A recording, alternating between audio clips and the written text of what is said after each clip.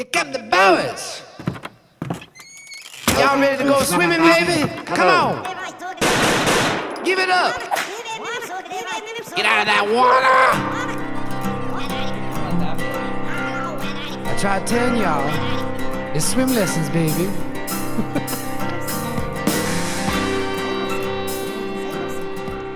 My guest today is Darik Dissette. I was stoked about this one to do this podcast because I've seen Darik play basketball a lot. Listen to some of these stats that Darik Dissette has. He is the all-time leading scorer for Minot High Magicians basketball. He won the state championship his junior year. That year when they won state, he averaged 27 points. That following year as a senior, he won Mr. Basketball in the state of North Dakota, which is a very prestigious award. Then after Minot High, he decides to sign on to play at North Dakota State University for the Bison. That's where he was the last 2 seasons.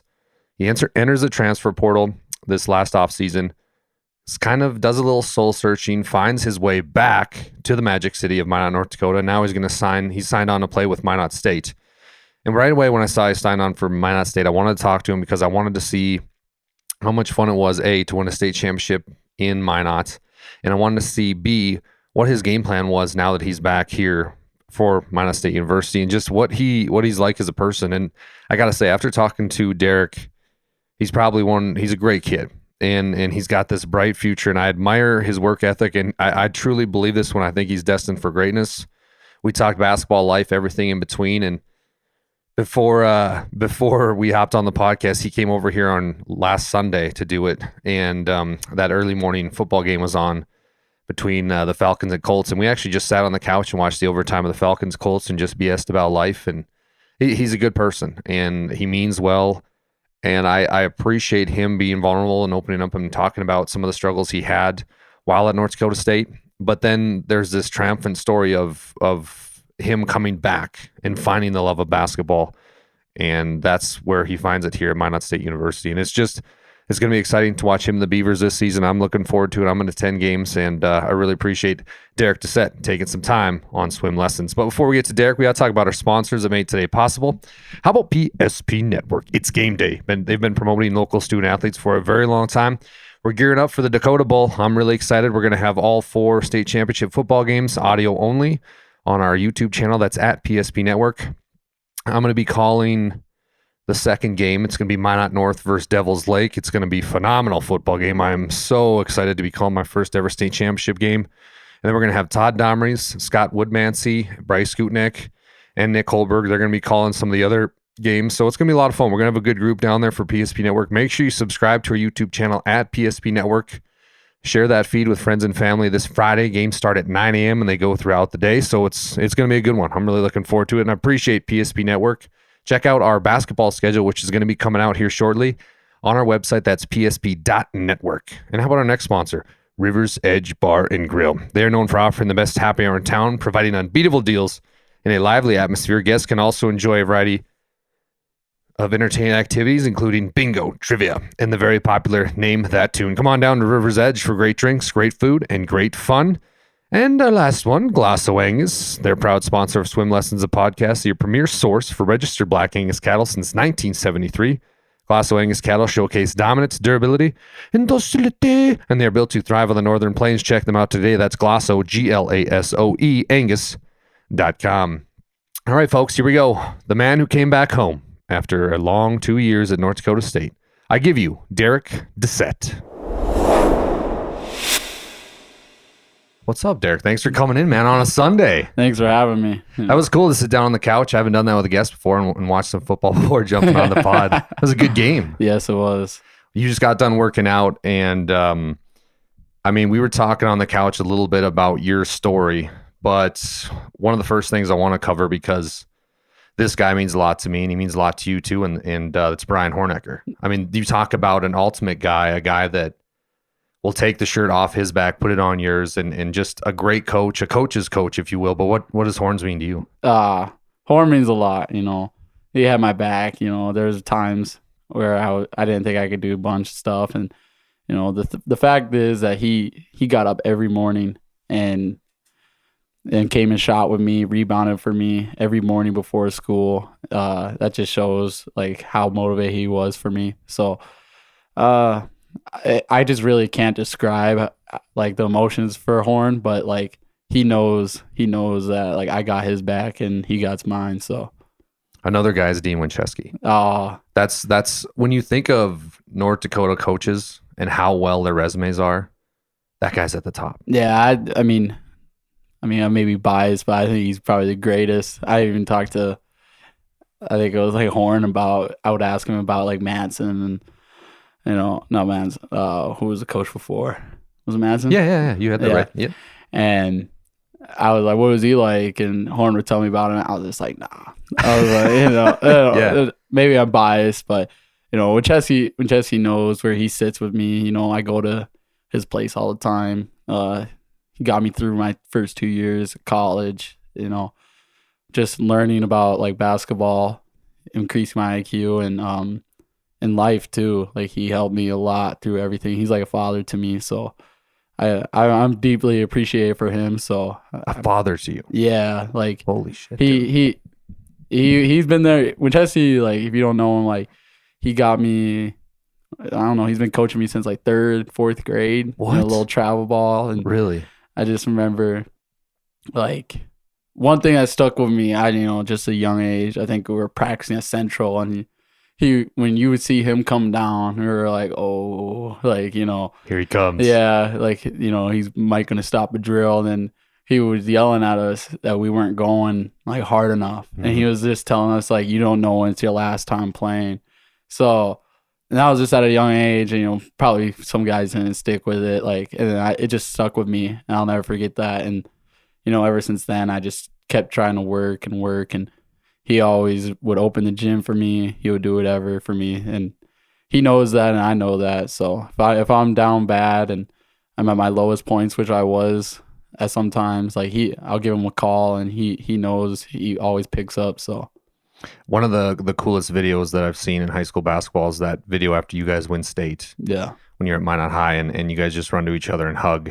I mean, dude, how magical is that moment? man, it was the greatest thing. If you my freshman year I was like with Easton Larson, Derry Lance, Gunville, and we should have been special, but it didn't turn out well. And then all of a sudden, my sophomore year, we had Deontay coming back, and we were picked like the underdogs. And like we were not supposed to, like, we were picked low in the state, and we all took it personal. Like actually, we truly did.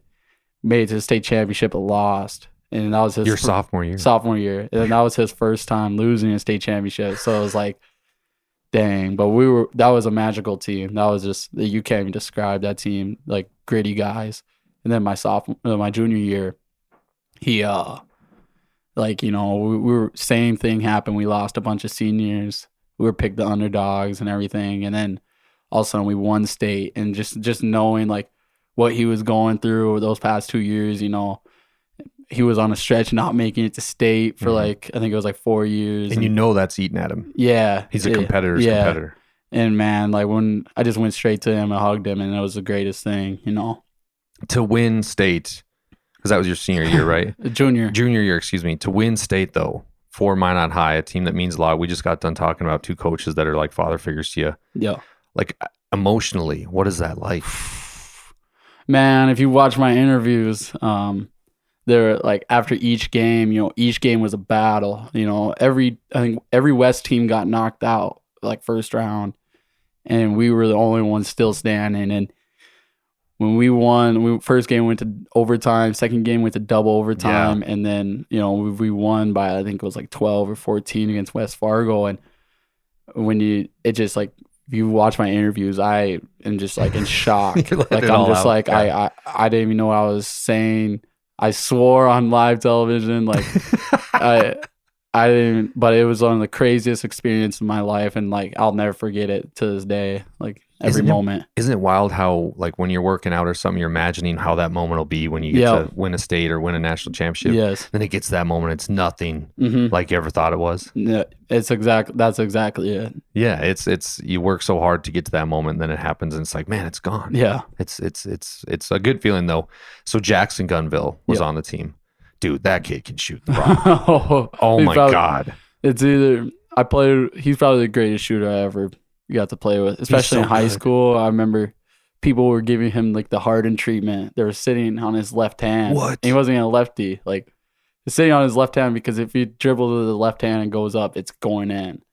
And teams were giving him layups, but he wanted to shoot threes. Wanted to shoot a three. So no, but he's probably one of the greatest. He probably is the greatest shooter I've ever got to play with. He came up to a amateur tournament that I host in Crosby called the DC Classic. By the way, you're more than welcome to come this year. But at 8 a.m, his team played. It was 8 or 8:30 a.m. on a Saturday. Dude, he put in 9 threes at 9 a.m. against some team that was out of Williston, some amateur guys. Just could not miss. Yeah. And then I made a mistake on a podcast. I was like, it's kind of an unorthodox shot. So he's making all these threes, and then he's running by me because I was ref. He's like, not bad for unorthodox, huh, Dal? I'm like, oh, dude, he's listening. That's hey, at least you got a fan now. Yeah. But I like him a lot. He's a good player. Great guy. So, okay, you have this great career at Minot High. Yeah. Then it's like, okay, next steps. Did you get Mr. Basketball? Yeah. You did. Okay, so you get Mr. Basketball. What was that like? Oh, I was I don't know. I was like I was kind of worried about the Gatorade award more. Really? Yeah. Why? Like, I mean, that's a national award. I mean, I was in North Dakota still, but yeah. I mean, I was like, oh, I would really like to win the Gatorade award, but I mean, the Mr. Basketball, it didn't really sink into me until like a little bit after, like, dang, I actually won Mr. Basketball. Like, all right, there's not many people, it's only one person in the state. Yeah. And then, I could think about it in like 20 years and people could, look up who was in Mr. Basketball in 2023 and it'll be me. And that's when it started sinking in like, oh, but at first I just was like, Who else were you going up against that year? Doppler, Anthony Doppler from Century, Ryan Erickson, Alex Dvorak. Okay. I think it was Tyson Anget. Yep, from Powers Lake. Yeah. I think those. Maybe I'm missing company, one. Man. That's some good football players. Yeah. Okay, so Mr. Basketball comes around, then you have to make the decision of what's next. And initially, you were telling me about how you were looking at some other schools, but NDSU obviously is a North Dakota kid. That's top of the list. Yeah. Because you want to play at that next level, at a high level. Tell me how the recruiting process was for you to go to the Bison. Well, it started. I think it was after I won state. Okay. So that was another big thing in my mind. Like I was like, man, if I'm killing in the West, if I'm averaging like 22 or whatever, 8, all these numbers, why are these D1s not hitting me up? And, I go to the state tournament and that was on my mind. Like, all right, I have to prove like that I got to get on these guys' radars. I know someone going to be there. And I had a good state tournament junior year.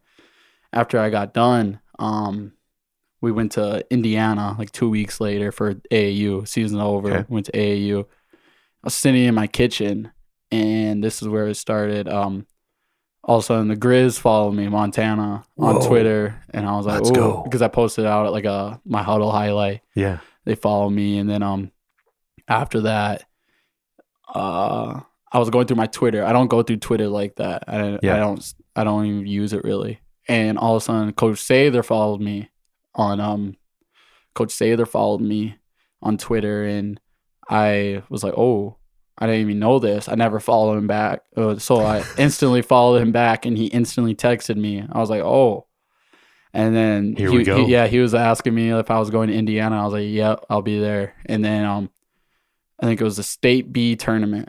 Yeah, it was at the Dome. And I was sitting in a student section for, I don't know, maybe it was Bishop Ryan. Okay. I knew some people on there, and just having fun. yeah, I was having a good time. And all of a sudden, Spencer Wilker is calling me. That's the NDSU assistant. Okay. Out of nowhere. At the Dome. At the Dome. Like, I'm in the middle of a student section. Whoa. And I was like, oh my God. Like, instantly answered. And he was like, yeah, just let you know we're going to be in Indy. Like, you're on our radar and everything.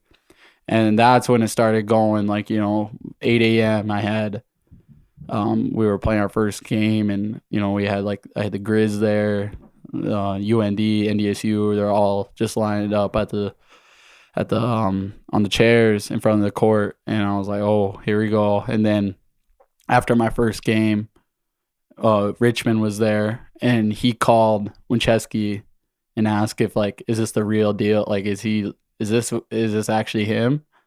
And Winchesky's like, yeah, like that's him. And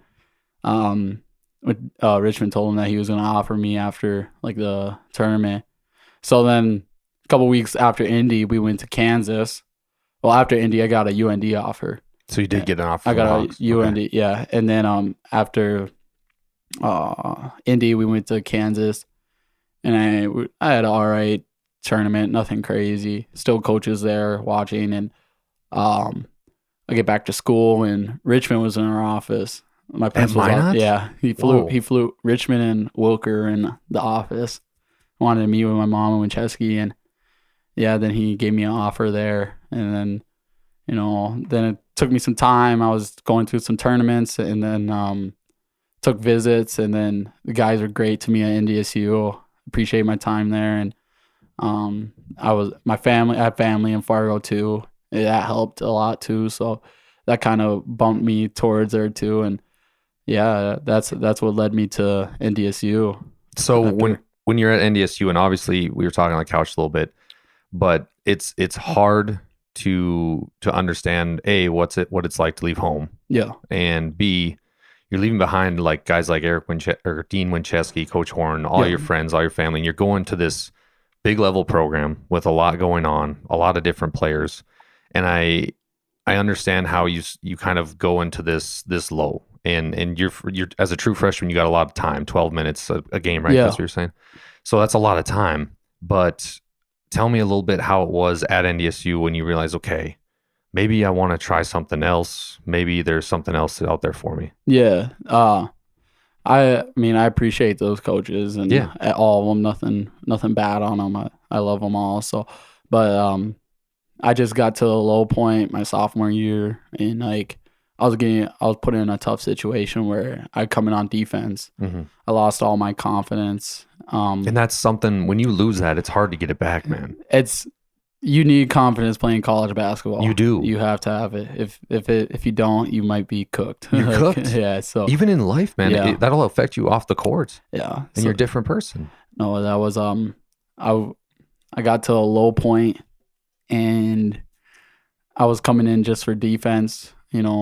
Sub like last second shots, and if it's a close game, like I could sit for first half, and then last 3 minutes I'll come in and I have to guard Trace and Eaglestaff, right? The starters or whatever, and you just can't mess up. You have to be on point and everything. And yeah, when your moment's called upon, you got to be ready. But I was in a really tough situation, and I didn't see my offense improving or anything. Because my confidence was shot. So I remember I sat down with Richmond, and I just kept it real and told them like I want to try something else, to find a new place to bring the life back for the game a little bit. And he completely understood. He knew where I was at. He understood what I was saying. So yeah, it was good, but that's what led me into the portal. That's a tough conversation. Yeah, man. Because that's the guy that recruited you. Took it. You know what I mean? It's tough on both of you guys. No, it had me a little. I was shaking. But he still checks up on me. Like he texted me before season started, seeing how I'm doing and everything. So no, like ended on good terms and everything. It's not like we hate each other or anything. Like we're all good. You're not gonna yell horns down during the No. I'm just kidding. No. It's a natural thing. Like when we do huddles, like at the end of practice, like Herbs is huge on like a fist for being together. Mm-hmm. And I always just go like this on accident. Like I always start with the horns up, and then I bring it into a fist. But yeah, no, I being at NDSU is something about it. Like once a Bison, always a Bison. I may have left, but it still sticks with you. Like I always like they played UND a couple days ago. I'm gonna root for the Bison. So yeah, I always just cheer them on. And I still got guys on that team that's still playing. So. Well, speaking of guys that you have on that team, there's a kid his dad's from Crosby, where I'm from, Rob Stefanowicz. Yeah.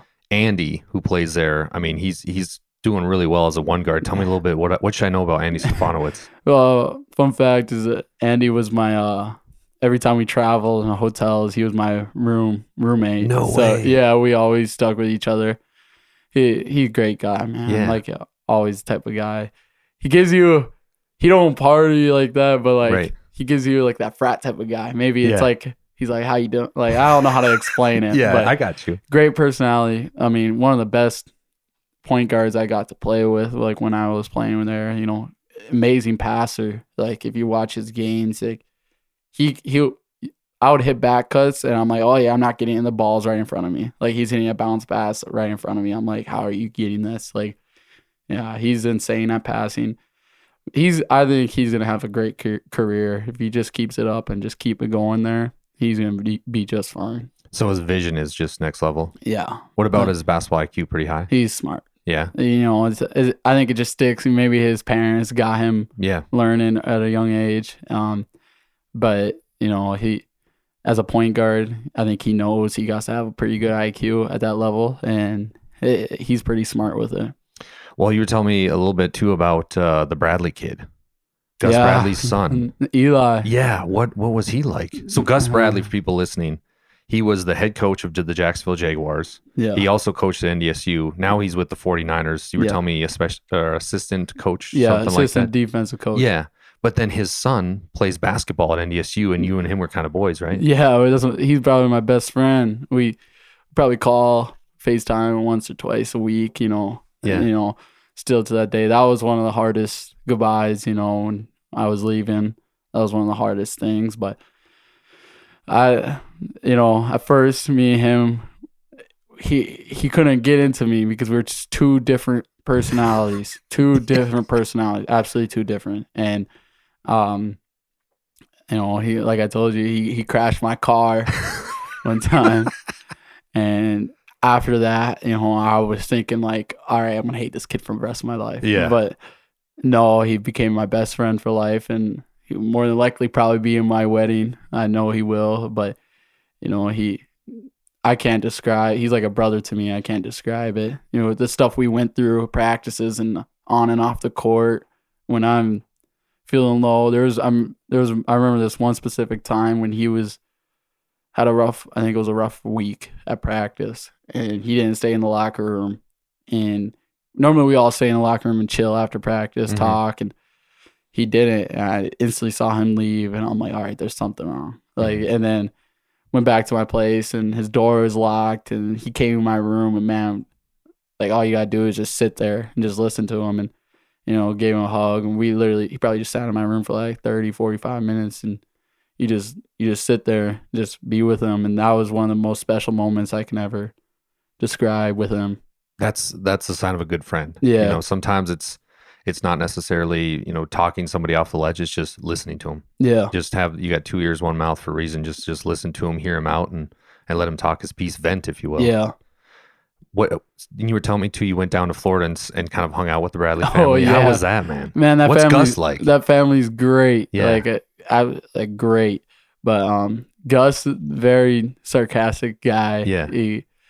He trolls. He likes to troll people. I mean, I like to troll people too, so we were going at it back and forth. But he didn't really get to have much time. You know, I mean, I've been to their house in Indiana and Florida. Florida, he was there a little more. But like when we were in Indy, like he, you know, obviously that's his job and he's providing for the family, so he gotta be there all day, you know. But he gets up early, crack of dawn, 4 a.m. and has coffee and stuff, and then he goes on and coaches. Self-discipline. Yeah, he does it every day, and man, but he's a great guy. Like, I mean, at first I was like, oh, maybe he's gonna be like mean, you know, because he's always so. Nah, completely opposite. Like, really? He's just one of the greatest guys, always sarcastic, always smiling. So that's what's great about them. So when you have this tough conversation with Richmond and you decide you're going to leave, Yeah. what other schools were you looking at before landing at Minot State? I had a couple just like D1s hit me up, but I wasn't, man, I just was like, I'm just going to drop to D2. There's absolutely nothing wrong with it. I wanted to get the degree. But at the point where I was at, I remember I was really at a bad place. Like I remember I was telling Winchesky I was going to be done. I didn't want playing? Yeah, I didn't want to play anymore. Whoa. Like texted him like, yeah, I'm just gonna, because I was working concrete in the summer. Oh boy. So I was like, I'm just gonna go work concrete. What did Dean say? He was like, no, like, You're not he's quitting. Like, yeah, that's what he was like. He's like, you find a new place and you'll figure it out. Like, you find a new place and you'll have the love again. And going in the portal, they just had those couple D1s hitting me up, nothing crazy, but a bunch of D2s. And I wanted to kind of stay in the NSIC. It's one of the best D2 conferences in the country. People don't know. And then so I was like, all right, if I just stay in the NSIC, then kind of narrowed down. So I took a couple visits in the NSIC, wasn't really clicking.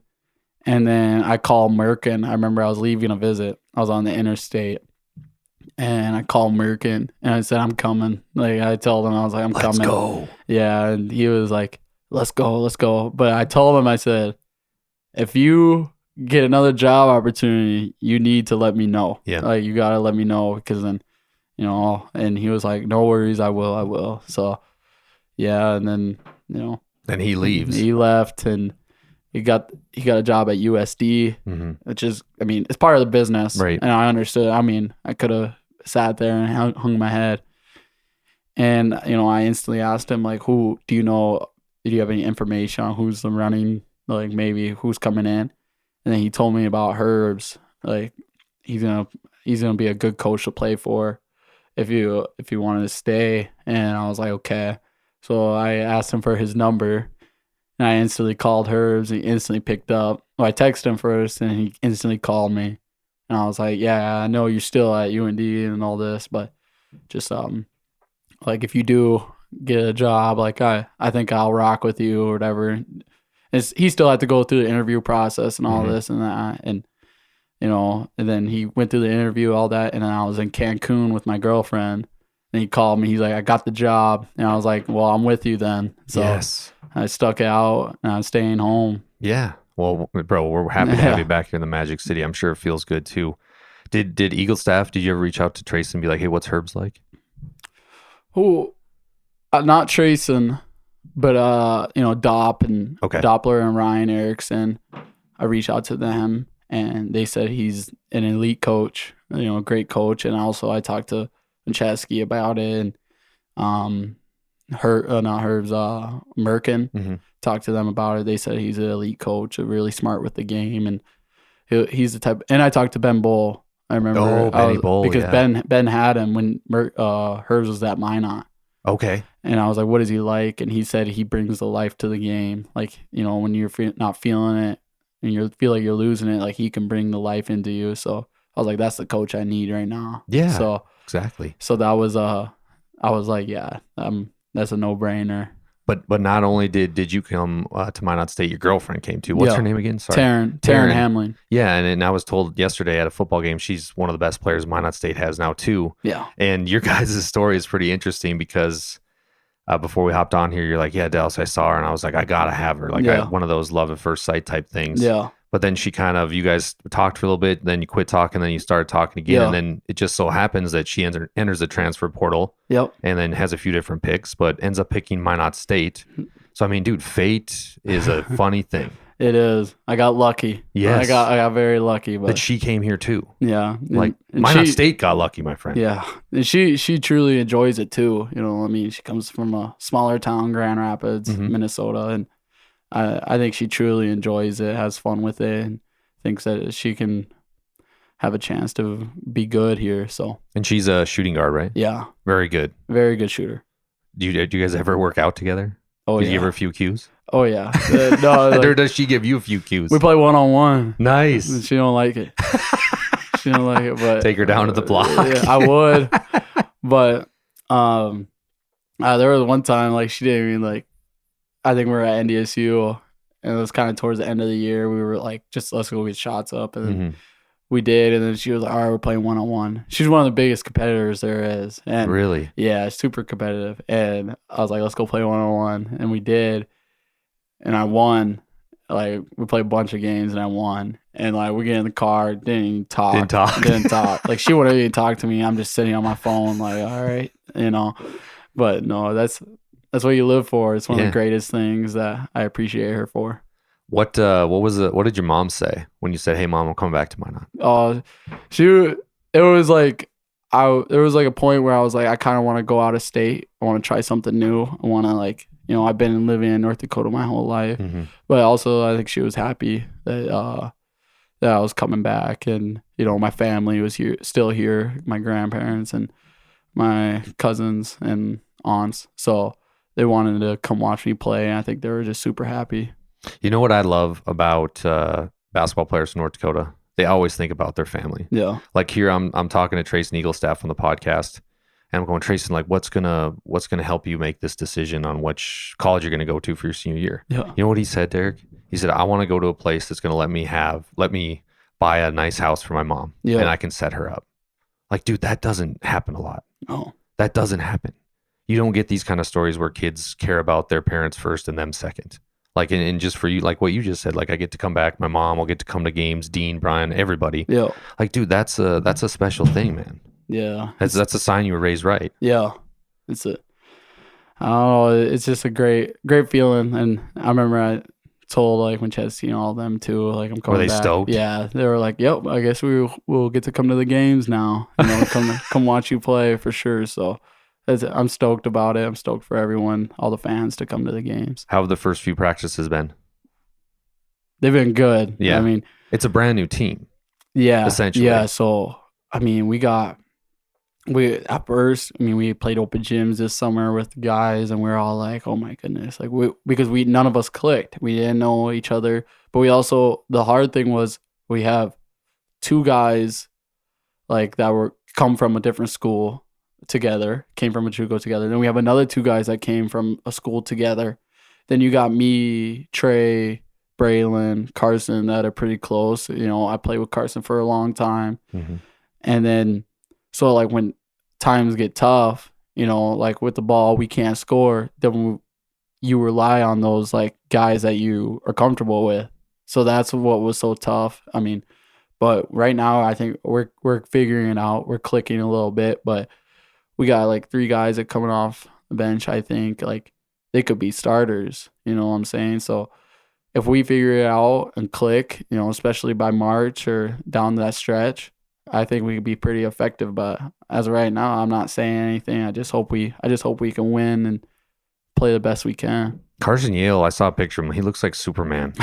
Dude, he's ripped out of his jacked. mind. He's jacked, dude. Yeah. That's insane. It's a beast. He does. And I'm like, holy shit, Carson, I got to get on your lifting. Like he's huge. Yeah. And the big knock on him is can he be healthy? No. But I mean, I feel like he's putting in the work in the gym to make sure he's got that stability in his knees and everything. And I mean, I really like him. Like he's one of my guys. Like I really, really always root for him. So I hopefully like he has one of these breakout years. And you're talking about a guy who in high school was untouchable, like one of the best players in the state. And then going through you talk about peaks and valleys, like you were having a low point at NDSU. Yep. Dude, this kid gets hurt and he still has the fruition and ability to keep going and stick with it. Like that's a tough feat. That is very unfortunate for his situation. And just knowing him, like he's, I may have a lot of best friends, I guess, but he is one of my best. That's good, man. Yeah, he is my best friend. And, we talk all the time, even like lowest points, and overcoming like the adversity, from his junior year. I think it was his junior year that he got hurt from football. He was getting D1 looks and stuff too. And then that injury happens, and then, came back home. And then like, I think it was like the first couple weeks of practice, he had that injury again, and very unfortunate. And, the fact that he overcame all that and just, kept sticking with it. I think he's going to be a monster in the league. Just give him some time. Mm-hmm. Obviously, I think he knows it too. The first couple games in this league are going to be tough. I think he knows probably, but I think he knows how to overcome that like adversity, and he can easily like become a monster in this league. Well, the lessons you guys are learning right now in college basketball is going to help you so much later on in life when it comes to adversity. Yeah. I mean, dude, it's. I played football at Dickinson, and the lessons I learned there, I still apply today. Like it's a big thing. But I mean, when we were setting this up, I told Kristen, my girlfriend, I'm like, hey, can you be here at 10 a.m., 10 to like 11:30, so because Darik's gonna come. And she's like, Darik Dissette's gonna come here. He's in college, Dallas, 10 a.m. on Sunday. I'm like, no, he's gonna be here. Yeah. And the fact that you're like, yeah, I just got done working out. Now I'm doing this podcast and I'm gonna go, get some more shots up. Yeah. It sounds like your self-discipline's at an all-time high. Yeah. And when that happens, greatness happens. Yeah. So how did you develop this self-discipline that you have?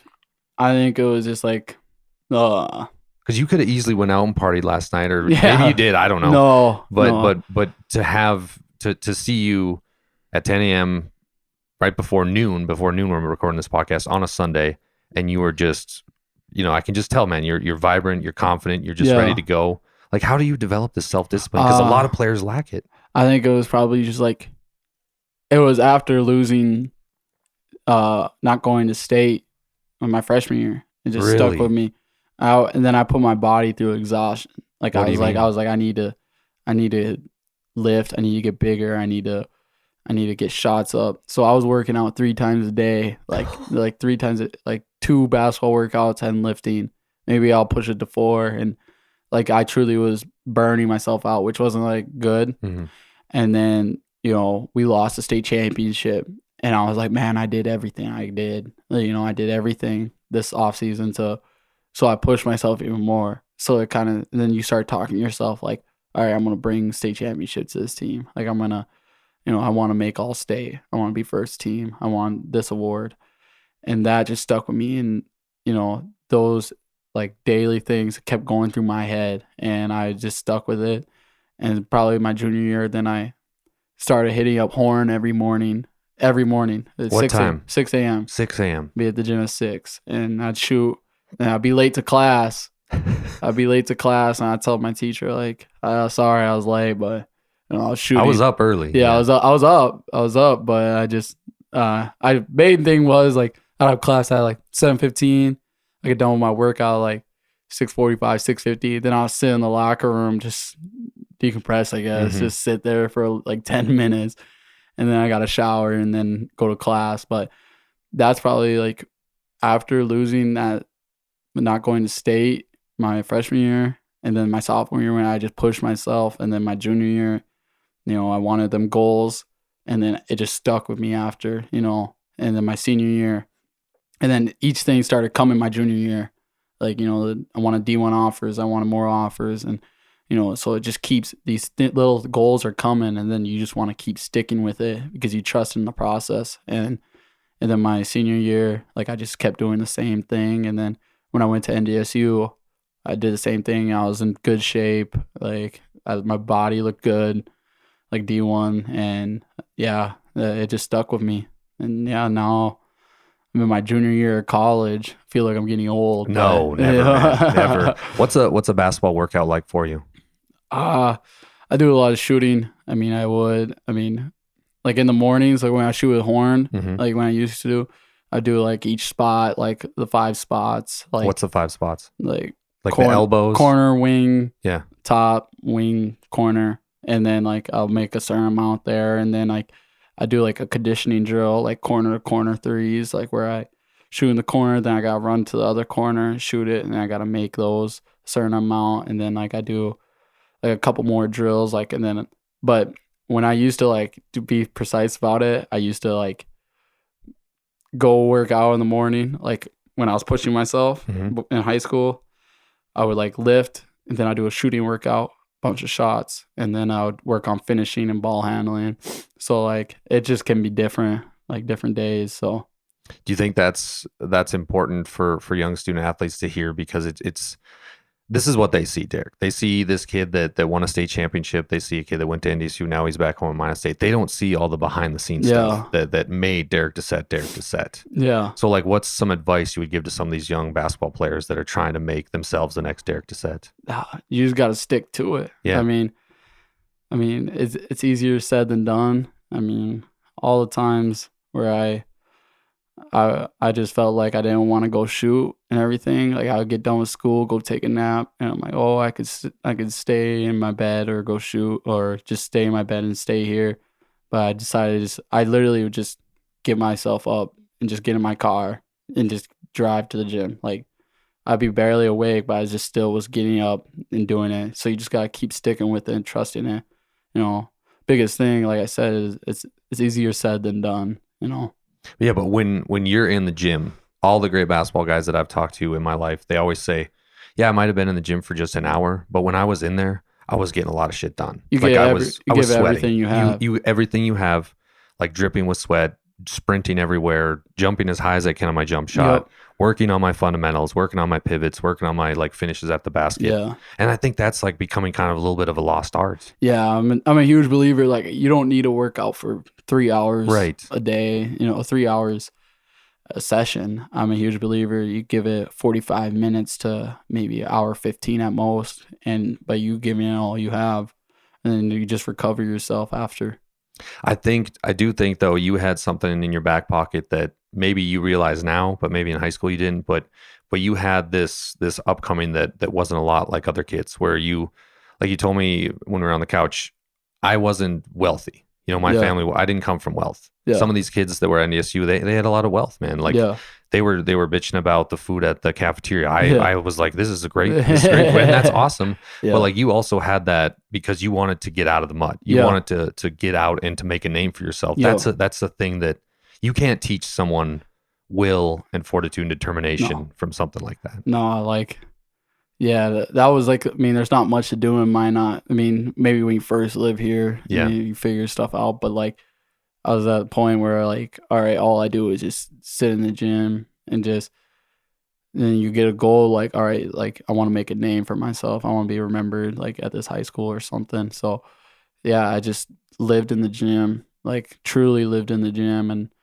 it was hard to get me out of it. Like, you know, when you get to the gym and you're warm and you see your shots falling and you just don't want to stop, but then you have to like force yourself to stop. So that's where I was at.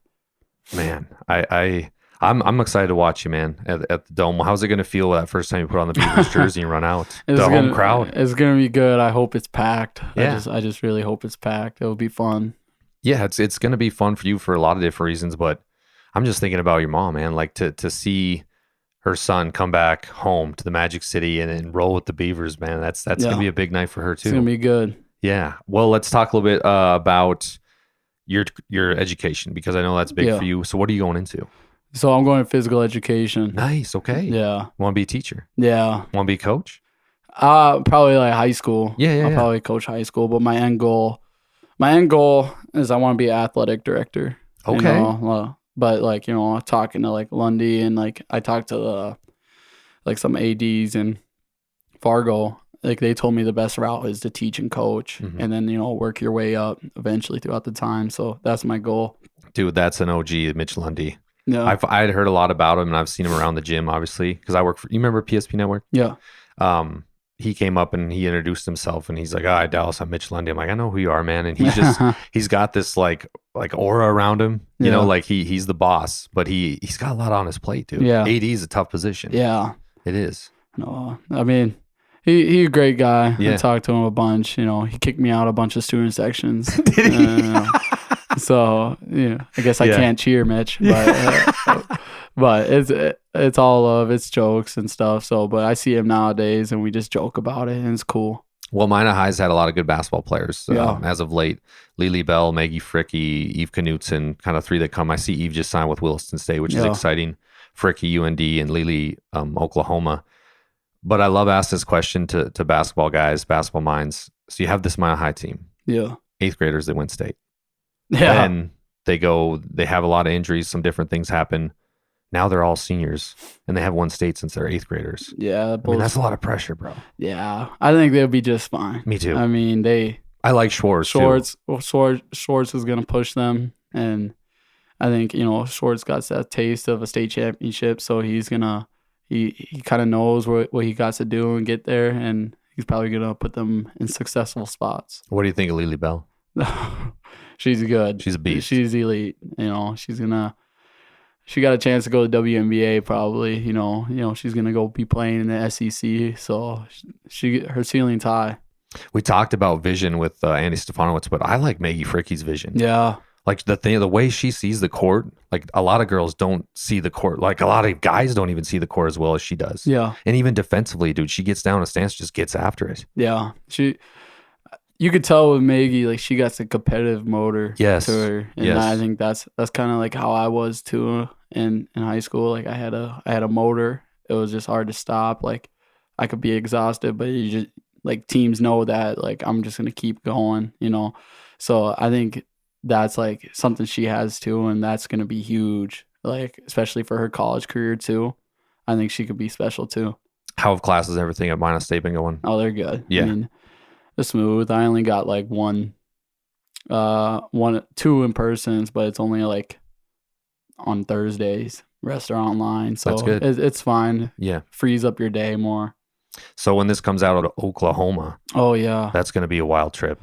yeah. That's a long ways, brother. Yeah. Oklahoma. That's long. No, it's gonna be warm down there. Got to go to Oklahoma a couple times when we played Oral Roberts, so it was good. You know. Did you know today, Tioga, North Dakota, which is like an hour and a half away from us here in Minot, it was -4. That was the coldest place in North America today. Yeah. What are we doing here? I gotta get out of here. I gotta get out of here. That's something. It's the people, Darik. They make it great. They're It's the great, people. great people here. Great people here. But that's one thing I noticed. Like I was huge. I wanted to move back to Minot. Mhm. Like in high school, I was like, yeah, I want to move back. Hopefully, I could coach and teach and become an athletic director in Minot. Mhm. You know. And when I moved to Fargo, I was like, I'm not going back. Yeah. I was like, I'm not going back because I just got that. I was born and raised here. I was like, but then I finally, even in Fargo, I finally got to go realize some new stuff. Mhm. And then my buddy, Eli, he noticed that, like, all right, like he would talk to me about it. I'm like, yeah, I'll probably just stay in North Dakota. He's like, nah, Didi, you got to get out of here. I'm like, bro, no. And then he would have me come out to their place. And like, Where's their place at? in Florida, Ooh. and like, or in like, he has 2 places right now, Florida and Indiana. Oh, yeah, you were telling me about that. And he brought me out to both of them. I'm like, man, there's so much more. Like, I never even noticed that. Like, and we didn't even do much. Like, but I was like, man, like that's kind of like what I want to do. Maybe just try to find a place like out of state eventually when I'm older and live my life. Well, dude, it's like I was telling you, I lived in Arizona for 5 years because I had the same mindset as you. When I got out of college, I'm like, I want to go do something else. Yeah. So I moved to Scottsdale, Arizona, and holy, dude, my eyes were wide open because there's so many different things. Like, and kind of I escaped the sports world for a little bit. Yeah. But I will say, Darik, when COVID hit and I moved back because I lost my job, it was a refreshing thing because there is something special about North Dakota people. Yeah. Like it's so nice to walk into a grocery store and people open the door for you and, you know, say hi or whatever. That's not like that everywhere. Yeah. I will say that. It is cold here. It can be bad weather, but the people are the best. And it's good to leave. Like if you do leave, you and your girl leave, I mean, it's always good to leave, kind of learn something about yourself, but bro, it's always here. Yeah. Why not? It's not going anywhere. Yeah, I know that. So, well, man, this has been so much fun for me, brother. I really appreciate this. And I appreciate guys like you that bring this level to basketball, if that makes sense. Like a level where a young kid who's watching Darik Dissette play realize, okay, I want to be like Darik Dissette, and it comes with a lot of hard work. But a question everybody gets asked on Swim Lessons, it's a podcast about overcoming tough times. What was something that you said to yourself? It can be a story, it can be a quote, it can be something that somebody said to you that got you through those tough times to get to the light. I'd say my light is like right now, my I don't know, like when I tell you like my darkest times were probably like my first 2 years of college. It was probably that I was just going through life situations and stuff. And, you know, and like I told you, like I called Winchesky and he told me whatever you do at practice, whatever it is, just try to make it fun. It may be ass or maybe like running or whatever, but just try to enjoy your time with your teammates or practice. Try to find a way, one little thing to make it fun. And so that right there probably truly got me through it. And then I went in the portal and now I'm here. And now, I mean, good spirits, I found a love for the game. I'm enjoying it again. So yeah, that's probably it. That same saying could be applied to life. Yeah. You know, we don't know how long we're here. That's the bottom line. We don't know how long we're here. You know, I was just at a funeral 2 weeks ago for my best friend's dad, and died unexpectedly from a heart attack. I mean, it can happen to any of us at any time. So just like I told you, those lessons you learn in basketball, they can be applicable to life too. For real. You know, and we got to take this, man. It's every day is the fourth quarter, like in the fourth quarter. Yeah. By the way, Nick Holberg from PSP says hello. That's my dog, He's Nick. the Slamma Jamma from Dissette. Yes. No, that's my dog, Nick. I gotta go on that little golf show with him. Oh yeah, that's right. How was that? It was fun. Yeah. That was good. But speaking of Nick, actually, I don't want to ramble on. No, you're good. But you're good. he came to one of my games. He came to one of my games at NDSU, and I didn't play much, and he saw me on a bench, and he was like, he just knew. He knew it wasn't something right. You know, that's just a relationship between me and him. Like, he can sense it. Like, he knew I wasn't happy, and that was one thing. He gave me a call that night, like right after my game. Holberg did. Yeah. Wow. And he was like, you always gotta remember you might have to bleep this out. He's like, you always gotta remember you're the motherfucking man. Yes. Like, you're the man, Darik. Yeah. And like, he would tell me how I changed the game for him because he was a hockey guy, and he actually truly fell in love with basketball watching me play. So, you know, that's the relationship me and Nick got, and it's just a great guy. I know I can text him probably right now, and he'll probably pick up or call or answer. So that's what's great about him. Great guy. Yeah, when he brought me on board at PSP last year, I was good at like play-by-play announcing. Yeah. Because that's what I want to do with my life, this and podcast and play-by-play football and basketball. And after a couple games of basketball, I was doing okay. But then he's like, hey, come into my office. I'm like, okay. He's like, listen, I have a question for you. Do you want to be good or do you want to be great? I'm like, I want to be great.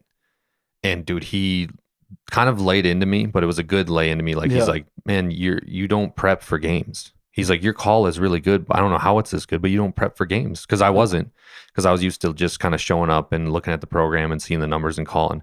He's like, dude, you need to have a sheet like this. He breaks out his sheet, Darik, and it's got where this guy's parents went to high school, how many points he averaged last season, where he's going to go to college, all this different stuff. He's like, you need a sheet like this. He's like, you get a sheet like this, you're going to be calling an Indiana Pacers game. I'm like, okay. So then ever since then, I've just been kind of working on the craft, developing that sheet. And that's what you have to do. And you have to have guys like Holberg that'll push you. Yeah. Just like you had with Winchesky. I mean, it's the same deal. Yeah. Well, listen, brother, I'm going to let you go back to your Sunday routine, and give us a quick plug, though, where people can follow you on social media and follow along the journey. Probably my Instagram. Okay. Darik.Dissette. I mean, I don't use anything else, really. Yeah. I'm not going to give my TikTok. Yeah, no, that's all right. Hey, how's Parker Falcon doing? Oh, my goodness. I love that kid. Elite shooter. Yeah. He's great at catch and shoot. I mean, you know, he'll know. He'll put on some weight. You know, that's how college is. Mm-hmm. Like, they always put on weight. But he can shoot the shit out of it. Yeah. And I'm happy for him. He's going to do good this year, I think. What about that other freshman from Century, Drew? Drew, yeah. What's his last name? Kemple. Yeah. He's doing good too. You know, bro, that guy is a bully out there. He's tough. Dude, he's tough.